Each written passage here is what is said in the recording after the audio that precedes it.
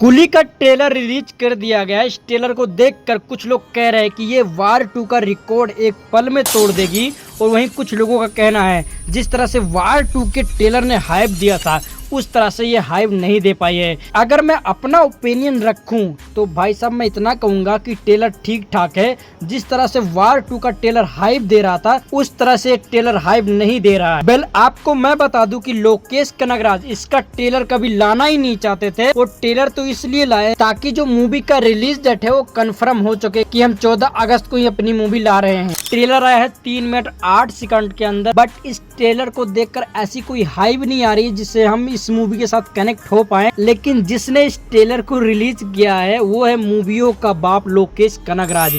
वो चाहता है कि मेरी मूवी को लेकर किसी के मन में हाइप ना रहे, लेकिन जब थिएटर में जाए तो फर्स्ट डे ही कम से कम 200 करोड़ की ओपनिंग करे। अब देखो दोनों मूवियों के क्लेश में है। वार 2 की स्टोरी तो आप सभी लोग जानते हो, लेकिन इस मूवी की स्टोरी मेरे को नहीं लगता कि आप लोग समझ पाए होंगे, क्योंकि लोकेश कनगराज कहां से दिमाग कहां लगाते हैं ये किसी को नहीं पता। अगर आपको याद होगा तो लियो का ट्रेलर भी कुछ ज्यादा हाइप नहीं दे रहा था। अगर आपको याद होगा तो विक्रम का भी ट्रेलर कुछ ज्यादा हाइप नहीं दे रहा था। अगर आपको याद होगा तो कैथी का ट्रेलर भी कुछ ज्यादा हाइप नहीं दे रहा था। लेकिन जब ये मूवियाँ रिलीज हुई तो बॉक्स ऑफिस के चिथड़े कर दिया। अब देखो यार, स्पाई यूनिवर्स एक ऐसा यूनिवर्स है जिसके बारे में पूरी दुनिया जानता है कि किस तरह से वो मूवियाँ रिलीज करता है, किस तरह से स्टोरी होती है, लोकल स्टोरी, फाइनल स्टोरी, कुछ भी तरह की स्टोरी होती है, बट उनकी स्टोरी दमदार नहीं होती है। और ये बात पूरी दुनिया जानता है। जो लोकेश कनगराज मूवी रिलीज करते हैं वो किसी की कॉपी नहीं होती, और दूसरी बात है उनकी स्टोरी इतनी दमदार होती है,